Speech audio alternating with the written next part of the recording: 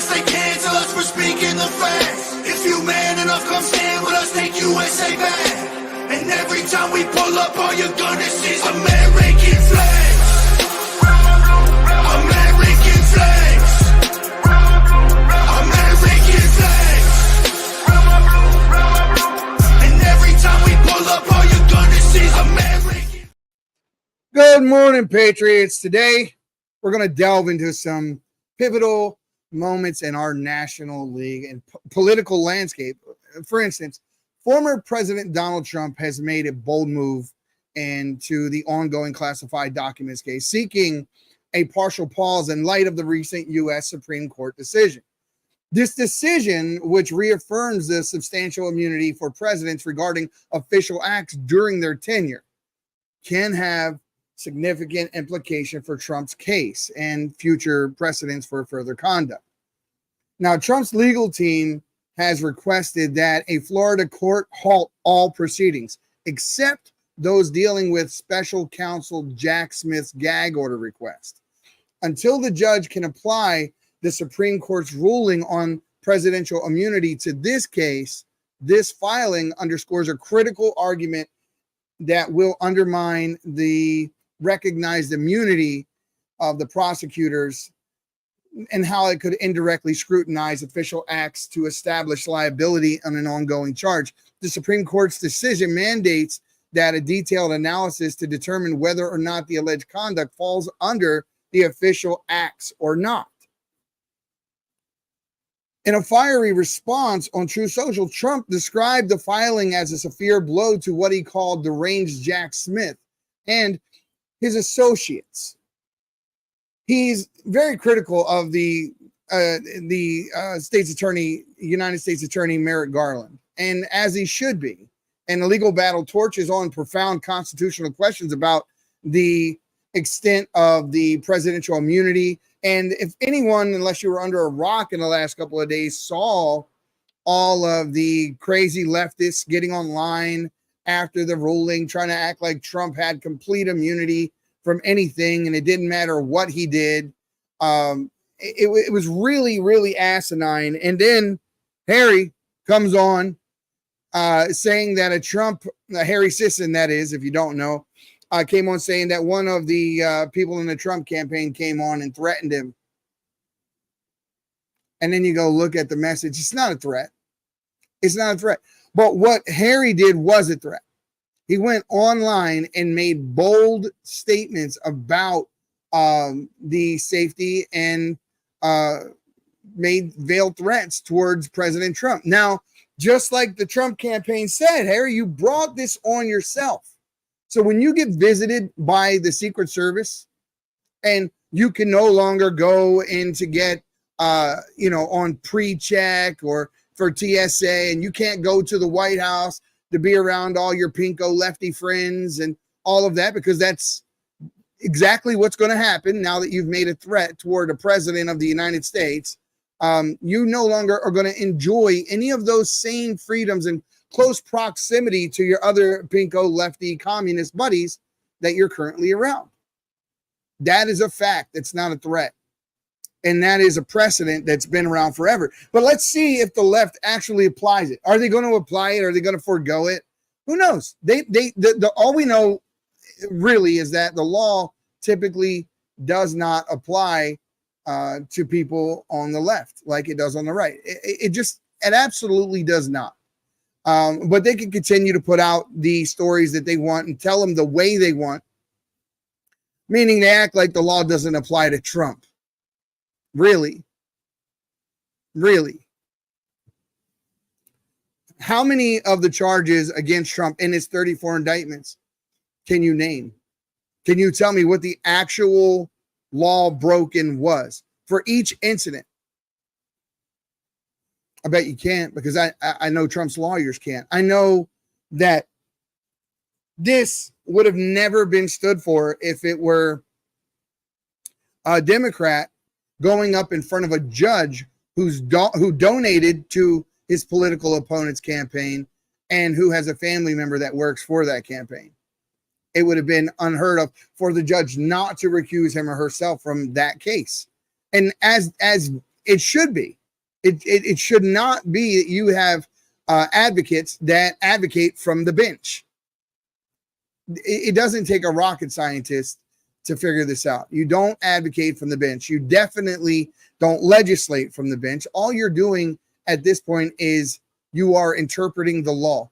And in this case, the laws that they said were broken by Trump were never defined by the court that said he broke said law. It is a conundrum that those of us who actually read on the right, those of us who actually study the cases and understand what's going on and don't have Trump derangement syndrome or orange man bad syndrome, we know already. We know what you don't know.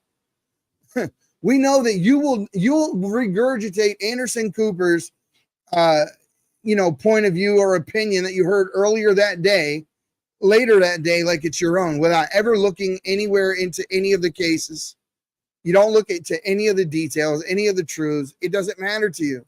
So listen, we stand on the edge of a very somber announcement that could dramatically alter the political landscape. Thank God. There are growing indications, finally, just to segue into this, that President Joe Biden may soon reveal his deteriorating health, and that is what's compelling him to step down. He's going to try to save face. And he should, at the highest office of the land, despite his personal desire to continue serving. This anticipated announcement comes amidst mounting pressure from within his own party, his own political allies. They've used you to the max, Joe. You've been the Manchurian candidate long enough. You've taken the blame for all the positions you never used to have until now, Joe. But I'm glad to see that you finally see that your party eats its own.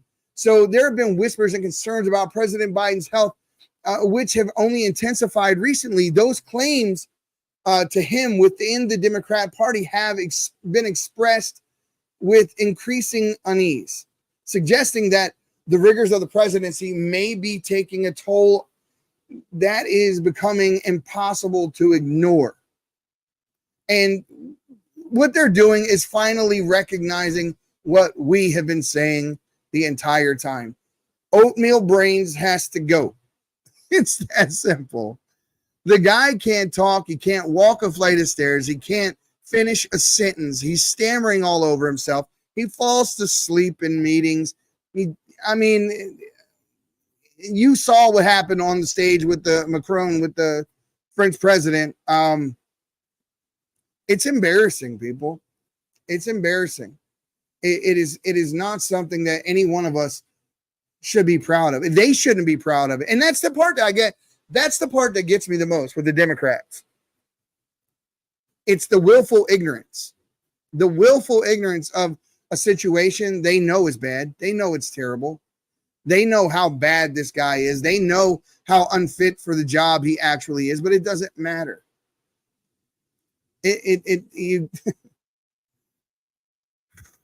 Man,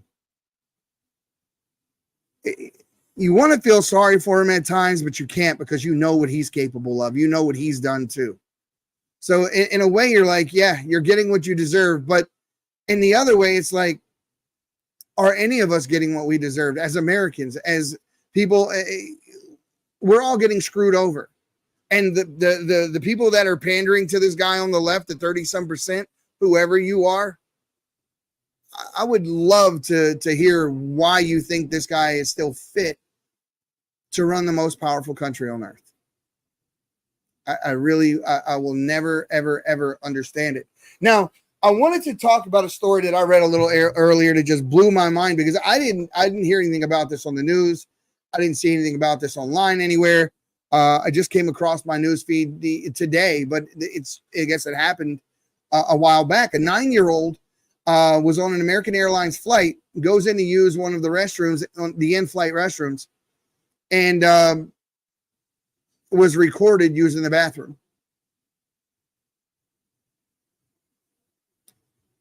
These things get under my skin so bad, these stories. But here's the dinger for you. Here's the part you're not going to like. American Airlines hires a law firm who puts out a statement And the statement is as follows, and I'm paraphrasing, but it's pretty close. Essentially, she should have saw the camera. So they blamed the 9-year-old. Now, American Airlines did the right thing immediately, turned around, dismissed the law firm, but not before that statement was released. This is the world we live in, folks. This is the world we live in. This is the world that blames 9-year-old little girls. When is the left going to see that they are the source for all of this absolute, just mind-boggling immorality that is supposed to be taken like it's just another point of view? It's just another point of view because it's all moral relativism. What's moral to you may not be moral to me and vice versa. There's no more standard for right and wrong. There's no more good and bad. The victims have become the new criminals, and the criminals have become the new victims.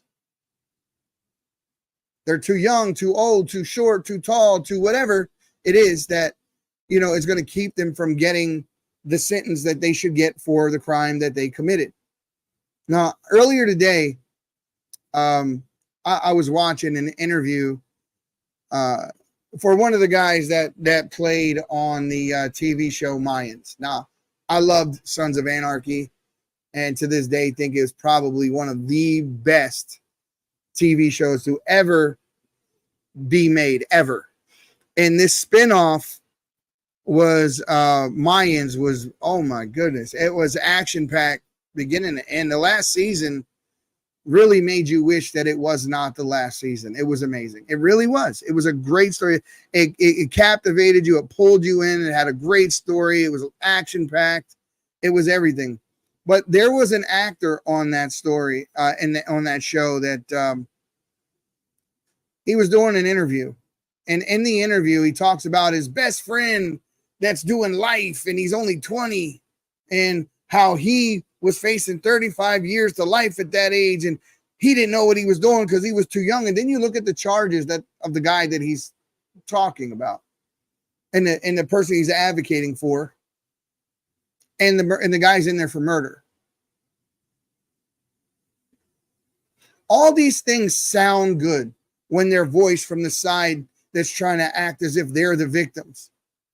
But at no time when they're talking do they ever actually talk about the real victims, the person whose life they snuffed out. They don't talk about the crime they committed. But they want to sit there and act like they are the victim for receiving the punishment that is owed them for the crime they committed.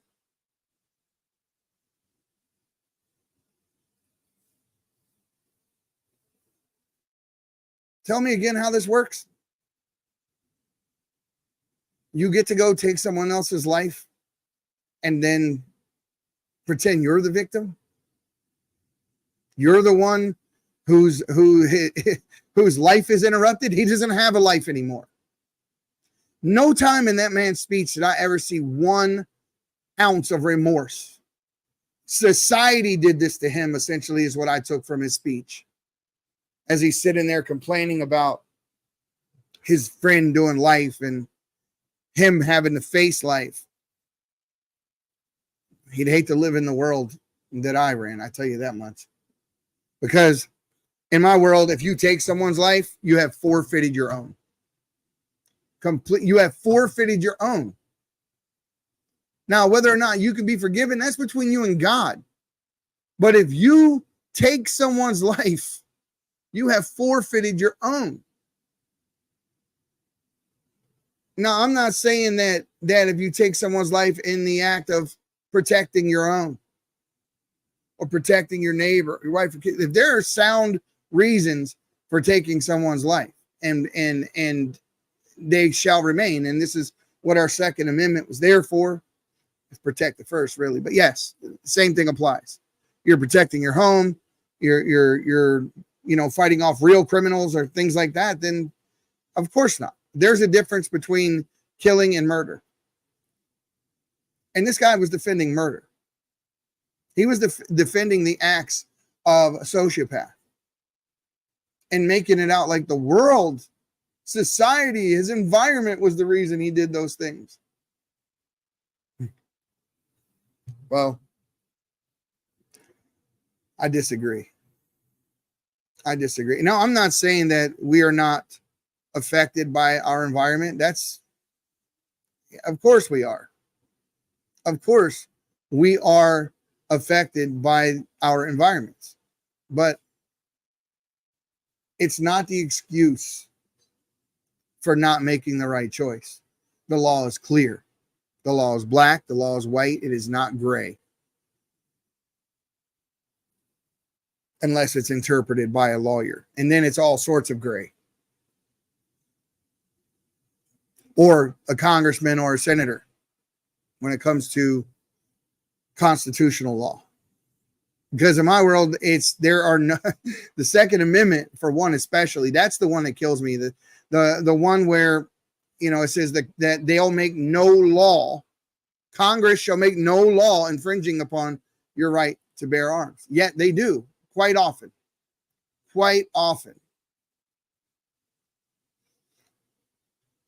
And now they're doing away with your first.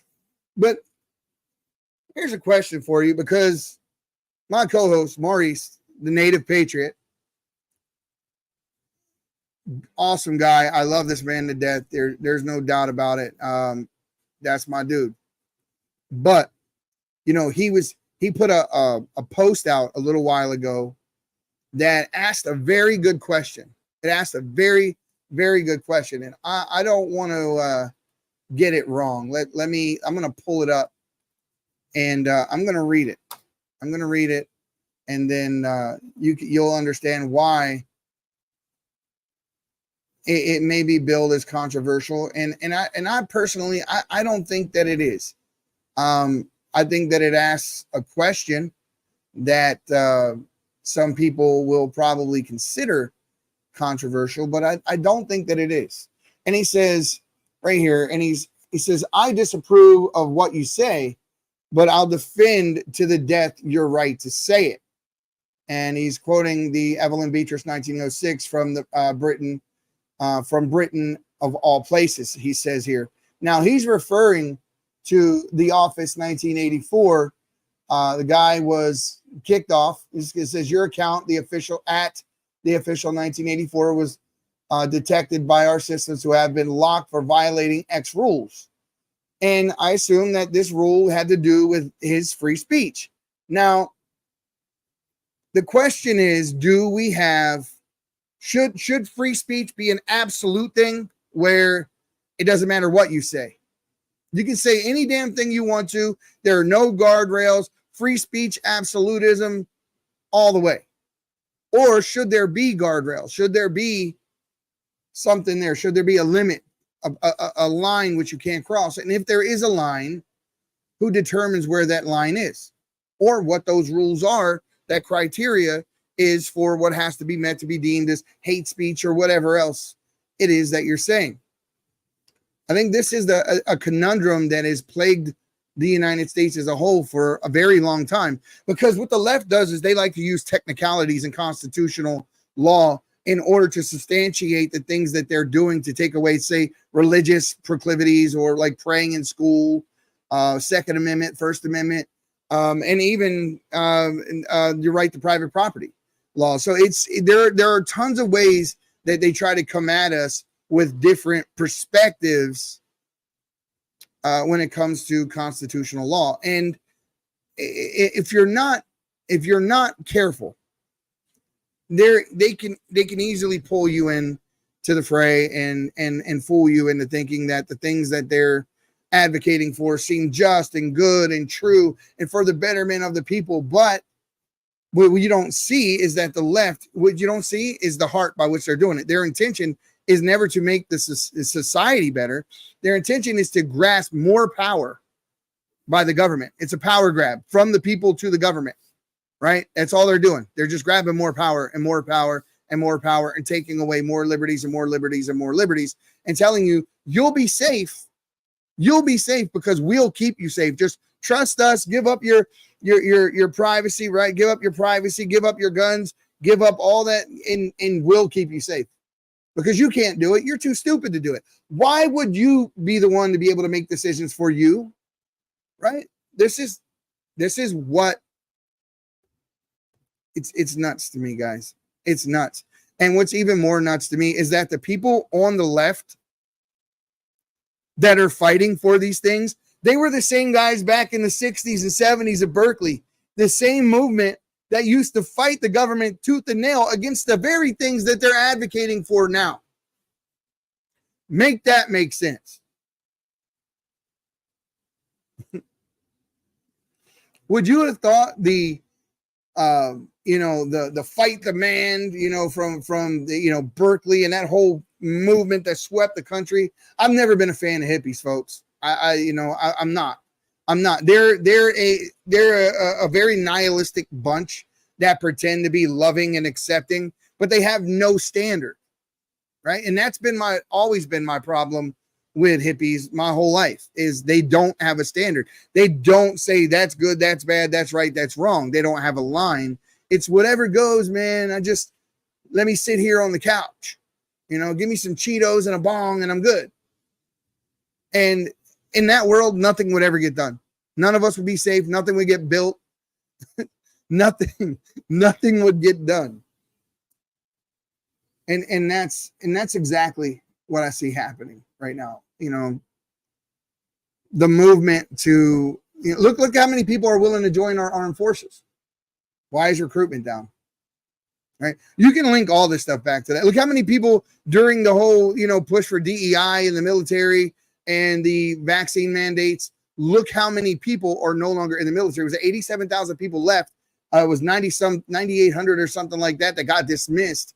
And now all of a sudden they're in a crisis of people that will not join the military, and their recruiting's down. Well, your recruiting is going to be down until you don't have a left-wing Marxist president. Your recruiting is going to be down until you get a president that people, one, are willing to serve under because he's mentally capable of running the country. Right now, we have no idea who's running our country.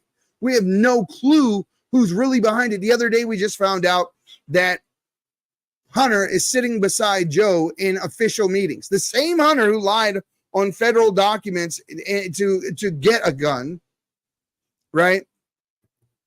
And it begs the question of what I just said a little bit earlier about making a law. But needless to say,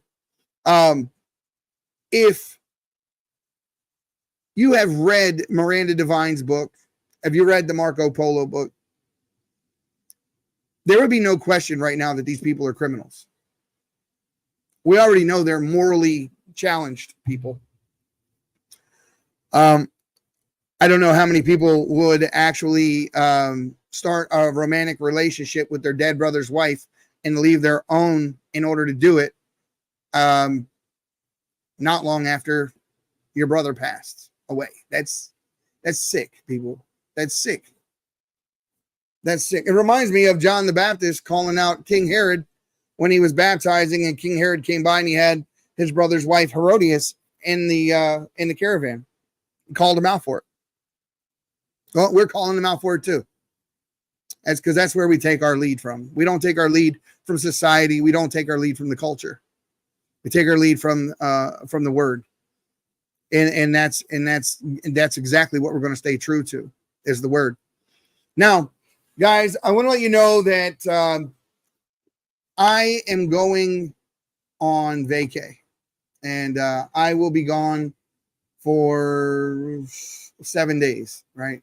8 days, and going up into the mountains, going to the cabin. I'm just going to kick back, relax, ride I won't be really relaxing too much. I'm going to be fishing, riding the quad, getting dirty, running around in the mountains. I was going to say training to overthrow democracy, just to put them up Maxine Waters' nose, right? And that, oh God, these people, they're laying the foundation for their diluted version of what they actually think is going on.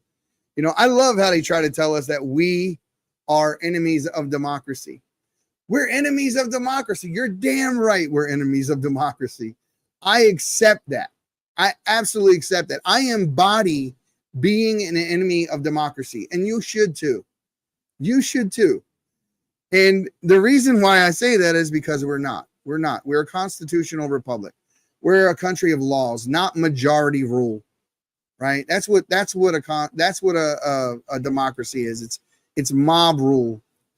And once they convince the majority of something that's not true, then they can pretty much do whatever they want to. But in a constitutional republic, you can't, because the law is the arbiter of what's good and what's bad and what's right and what's wrong. Not what you think, not what you feel, none of those things. But unless we have good people willing to enforce that, then we're lost. We're lost.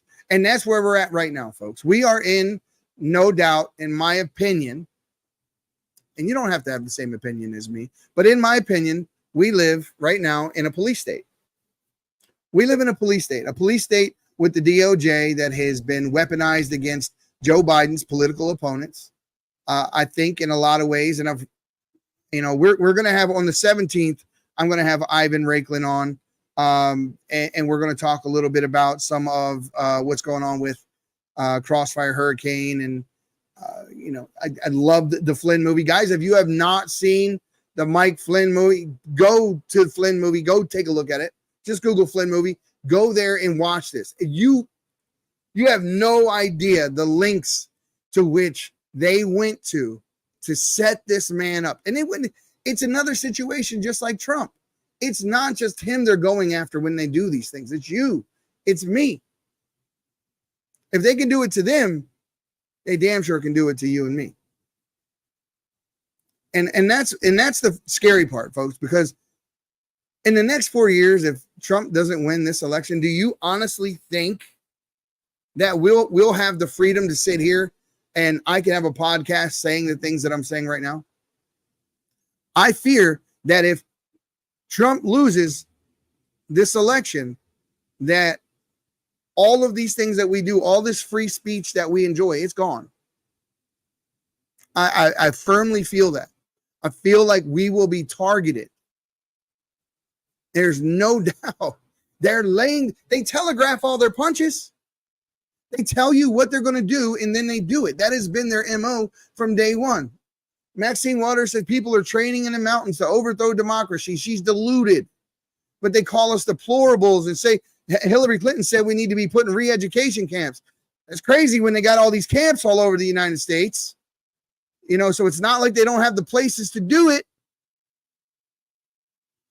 And if they fool the majority of people and the media plays along, which they do typically, and there are laws that are passed like Rule 213 in New York City that allows them to quarantine people for a reason of their choosing, for a time of their choosing, and a place of their choosing without any criteria that have to be met in order to be quarantined or to be released from that quarantine, such as a negative test or any of that. They show up to your home, say, we're here to get you. Let's go. And you have no rights. None. This is the world that we live in. This is the leftists' version of freedom. This is them defending democracy. This is their crazy, deluded, left-wing commie world where the people don't have the power, the government does. That, anybody who has been asked that question of what's the difference between the two-party system? What is the difference between the two? Well, one believes in individuality and the other one believes in groupthink. The other one believes in mob rule. And the other one believes that people are too stupid to make their own choices, that they have to be told what to do, what to think, and how to do it. That's who the Democrats are. That's what the left is. This is the same left that tell us that our imagination and our feelings pass for reality. If I feel like I am that thing, then I am that thing. Because all things are relative on the left. All things except you white Christians, you Christian nationalists. You are the only thing hated in that party. You're the only thing despised on the left because you love your country and you love God. That's simple. I love my countrymen. I love my God. I wear that proudly. I wear that badge proudly at being a Christian nationalist. Proudly. Proudly. I don't even deny it. Why would I? I think anyone who denies it, well, you don't know what it is you're denying. You have no idea that you probably are that, and it's not a bad thing at all. You love your country. You love your countrymen. You want to take care of your priority, which is us first, before taking care of anyone else. And you receive your morality from God. It's that simple. That simple. It doesn't get simpler than that. But the left they absolutely will love to tell you that it does. It does. And it really gets hard sometimes to look at the things that these people do and make excuses for them as to why I should treat them with respect and dignity while they're trying to tear down the nation that I love, while they're trying to put us in chains. For real. Like, if they tell you you're a Russian puppet, they are the Russian puppet. Let's go over the facts. Right? Let's talk about Crossfire Hurricane. Hillary Clinton and the DNC funded the creation of a dossier made by Christopher Steele, a foreign spy. He got a lot of the information from Igor Danchenko. Both of these people have been on trial. Mike Sussman, who worked for Hillary Clinton, took that information, that dossier to said FBI, said it was left on his doorstep. Lie. He said that he wasn't representing Hillary while he was sitting with the FBI going over this dossier with them. And he said, I'm not here representing Hillary. I'm not here representing the DNC. Another lie, because we later on found out that he billed Hillary for the time that he spent with the FBI. And she okayed the leaking of that document, even though she knew the veracity of that document was less than anything factual. This is why Christopher Steele didn't take the $1 million offered him by the federal government to corroborate the writings inside of the dossier. And the FBI, who leaked the dossier, well, before we get into that part of it, let's talk about Peter Strzok. Let's talk about Pierre K, his partner, and who his partner was married to. So he was married to Mike Pence's chief of staff. So there were definitely some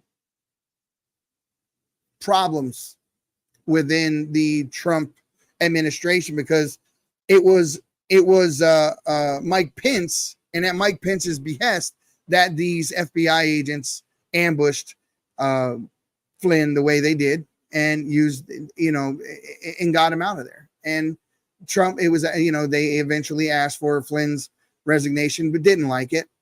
But I still, at that point, I don't think he truly understood the snake in the grass that was Pence.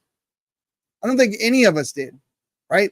A lot of people were snowed into believing this guy's a Christian. He's the real deal. And he's with Trump, and he sees the things that they're doing to Trump. So he'll defend them. He'll defend Trump when his back's against the wall. He's not going to abandon him, right? That's exactly what he did. When the chips were down, when everybody was against him, he stood on that debate stage when he was asked the question, if Trump is convicted and you become the next president, will you pardon Trump? His hand never got raised. His hand never popped up. Why? He's a snake. He is a snake in the grass. And this is the same way I feel about DeSantis. It was really disheartening because, well, here, before I go down that rabbit hole, I digress. I'm going to come back to that. But I'm going to finish on the story with the Crossfire Hurricane. So we know that the order came from Pence and ended up here with these two guys, Pierre K and Peter Strzok. And then later on, Peter Strzok was trading those messages with Obama at the time and said that POTUS wants to know everything that we're doing. And he even told him that we have an insurance policy. So why in the hell was Strzok talking that way to Obama? And why was Obama keeping tabs on these guys and seem like he was the guy calling all the shots and doing these things from behind the scenes. And why hasn't his name been brought up? Why hasn't he been pulled into any of this mess?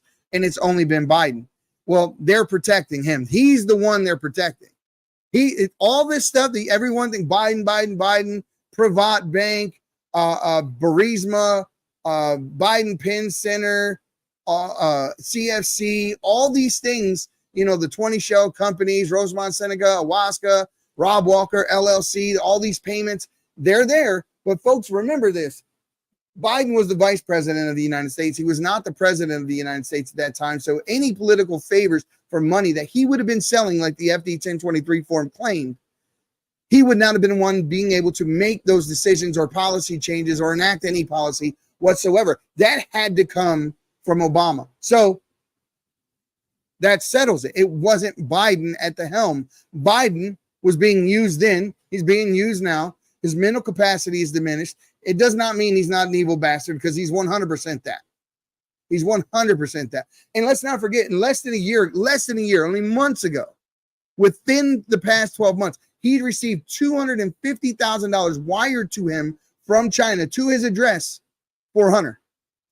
And when he was asked what that money was for, he said it was for investments. Well, previously they had already said they made no money on investments when the IRS were investigating.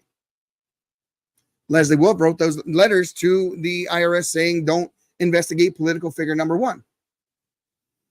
This is why I'm telling you, folks, we're living in a police state. These guys are not good people. They are not good people. They're not what you think. And I know that it's very jading. It's very jading because we always looked at the FBI is, for those of us who actually liked our country and love their way of life, somewhat like heroes like that. To be able to put on that blue jacket with those yellow letters was, it was like becoming a superhero. You were FBI. Whoa, the name resonated. It was something to be proud of. Now, FBI, Gestapo, FBI. What's the difference? What's the difference? You have completely lost the trust that existed between the American people in the rule of law. There's no trust anymore. How many people 5 years ago, 4 years ago would have trusted law enforcement that don't trust them now? I would love to know that number. I would love to poll and be able to compare it to a previous one and see how many people have lost confidence in our legal system due to what we see happening right now to people like Mike Flynn, to people like Donald Trump, to see the lies, to see the subterfuge. You see the propaganda on the Communist News Network, amongst others. Because I'm definitely one of them. I'm one of those people that 5 years ago had a belief in the system. I believe there were good and bad people everywhere, but genuinely, at least the law was there, and that these people, now I don't. I believe it's been taken over at the highest levels. And if you are not standing against it and you stayed there, then you compromised yourself. You can't have it both ways. You can't work for the devil and say, I'm not the devil. I'm just acting out his orders. That's all. That's all I'm doing. This is how the typical American is thinking about these guys now. Where are the damn heroes? Where are the people that would sacrifice everything for your country? That would come out and expose these people and stand against them openly? Where are the people that would actually die for their country? That would sacrifice everything for the American dream. Have we become this weak? Have we become this put off, this jaded, where everybody has been separated and they're off in their own boxes, just protecting themselves and their own family, and we don't realize the guy next to us is on our team and the guy next to him is on our team? And it seems like what they're doing is trying to keep us from figuring this out, that there are so much more of us than there are of them. Meanwhile, they're creating this narrative that we're trying to overthrow our country. We're not. Who in the hell wants to hurt the United States of America? Not us. We want to see it flourish. We want to see peace. We want to see financial stability.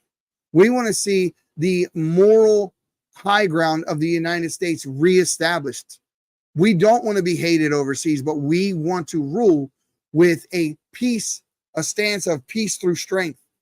Something this president doesn't have any clue about. I mean, can you imagine him debating or having a strongly worded conversation with Xi Jinping or Putin, or even Kim Jong-un at this point would own this buffoon. They would own him. Come on, man. I mean, what is he going to say? You saw him in that debate. Can you imagine if they're like, sir, Xi Jinping's on the phone for you and he's pissed off. Here you go. How would he handle that conversation? How would Biden handle that conversation? You think he comes out of it looking good, smelling like roses, backing down someone who has all their wits? Someone who actually understands what day, year it is?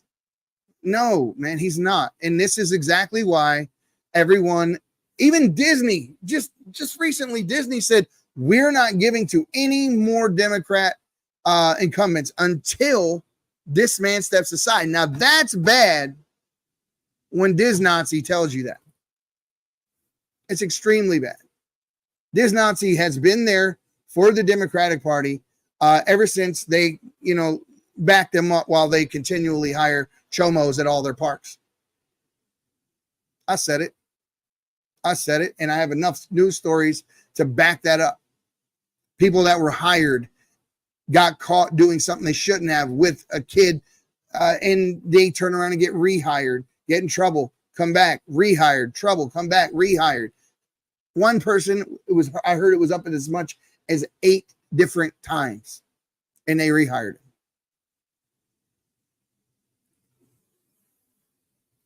This was the one good thing about Ron DeSantis, and I haven't forgot that I said that I was going to bring that up again. But DeSantis, you lost the American people. You lost us. We believed in you. We thought that you were our guy. We thought that you were going to stand with Trump. It would be a DeSantis Trump ticket. It would be unbeatable, absolutely unbeatable. And you would be the vice president for 4 years and go on be the president for 8. Every single MAGA person wanted that. All of us wanted that. But someone got in your ear and said, no, you need the power now. We're so afraid of Trump right now that what I need you to do is take your, put on your establishment mask or take your MAGA mask off so we can see who you really are. We'll fund your campaign. You'll get out there, you'll go to work for us, and you'll bash Trump, and you'll do all that, and we're going to help you cross the finish line. You can be who you really are, instead of pretending to be this conservative. I mean, this is what we think, because when you're willing to throw your buddy under the bus in order to do it, you have no loyalty, and no loyalty to him. It extends to us, because if you're not loyal to one person, why would you be loyal to another? And some people say it's just politics. It's not just politics, people. It's not just politics. And when did it become okay? It's not okay. The whataboutism and that, because people are politicians, it needs to stop. Because we need to have a standard. The standard should be what's true and what's right and what's good. That's simple. It's really not difficult at all. It's not difficult at all. So I wanted to talk about some of the other headlines that were going on. So it said, what did the White House reporters know and when did they know it? Now I'm getting this story off of Fox News, and it says this President Biden lurches toward a withdrawal from the 2024 election that seems likelier by the hour. And I'm saying the same thing, people. What they're going to talk about is he's going to come out and say that his doctor said, and he has no choice, and he really regrets it. And he's going to try to come out of this and save face, but he's not going to be the guy. He's not. And you already know who the guy is, because he's the one standing next to him that won't badmouth him. It's going to be Nancy Pelosi's nephew right there in her own state. It's going to be Gavin Newsom. It says somewhere deep inside, Biden might actually be relieved that he may be soon be free of the obligation to perform the current duties of president. Of course he may be relieved. He wants to go eat oatmeal and sit in a rocking chair and go enjoy some of that Chinese money that he grifted, some of that Ukrainian money that he grifted. Do you think that he wants to be the president of the United States? He can't string 10 words together. His handlers are telling him to run or else. Run or else. I guarantee it. And you don't have to have seen the evidence for this. All you have had to do is be around long enough to see who Biden was prior to this, who he is, and then compare the two. The same guy who made the 94 crime bill, the same guy who gave a eulogy at Robert Byrd's funeral, calling him a great man and a mentor. The one who Snopes tries to call false. It's not false. What they're calling false is whether or not Robert Byrd was a grand wizard in the KKK, which he wasn't. He was just a high-ranking member. So they call the story false for that one little thing because people like to use that word, grand wizard. But it doesn't make the story not true because he still did give the eulogy and he still did call this racist POS a great man and a mentor. He absolutely did. So, and that's who you get when you deal with the Bidens. That's who they are. That's exactly who they are. They're evil people. They're evil, immoral, backstabbing people that are not loyal. They are grifters. That's what they do. That's what Biden Inc. was. That's what Rosemont Seneca, Owasca, all these things were put together in such a way so they could grift off of the Biden name. It was all about power and money. Had nothing to do with us at any point in the equation did the American people ever come into play or be considered when making policy decisions. That's why he said, even before he became president, he was going to flood the country with immigration, that we were going to be the minority in the coming century. And he's just get used to it. The reason why is because the black vote was leaving the Democrats in droves. Not say was, is currently right now. People are waking up. They're leaving that party. They're leaving it. We got several hosts on PPN, on the Patriots Prayer Network, right here. Kayla, Nicolette. We have Osiga Kaku. We have people here that are in Brexit that are fighting to save their people, to get them off of that whole them Democratic roles, because they know the tricks that the Democrats play on people, the mind games that they play to make people think that they're victims. You're not a victim, nor are you anything more than an individual. That's what you are. It's what you should be seen as. The content of your character should mean way more than the color of your skin. And that is the absolute opposite of what this administration tells people today. All you have to do is go back and look at the riddance of the college admissions deal that happened not long ago, where it was in the Supreme Court. It was ruled that your merit should supersede anything else, right? So you had to actually earn your way into college. Well, a member of the Biden administration came out and said that black people can't compete in a merit-based system. And that is absolutely the most racist damn thing I have ever heard said ever. And they said it with a straight face because they think this is what they think of black people. And so here's an instance of actual racism, of real racism. And yet, the only ones who got outraged by it were on the right. That the people on the left were so brainwashed that they overlooked this instance of blatant racism because it benefited them. Are you starting to see a little more of the character of the people we're up against? This is who they are as people. This is what they are as people. They do not give one iota of care about anything else but themselves. This is why they want to take from the rich and give to the poor and all this stuff. Listen, I don't want to live in a country that penalizes you for doing well. We have a progressive tax system that I absolutely hate. 40% of all taxes are paid by the 1% at the top.